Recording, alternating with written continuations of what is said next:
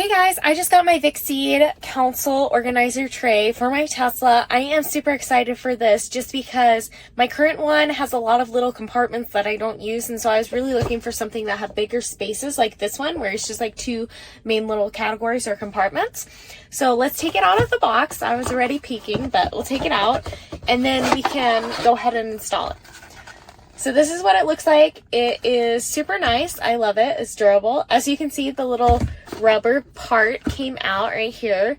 That goes in so that my items aren't sliding when I'm using the tray. So we'll just put it back in like that. So there, it comes with the two little rubber like bottoms. And then we're going to go ahead right here.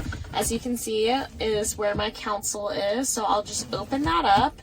And I will take my new organizer tray and just slide it on in there.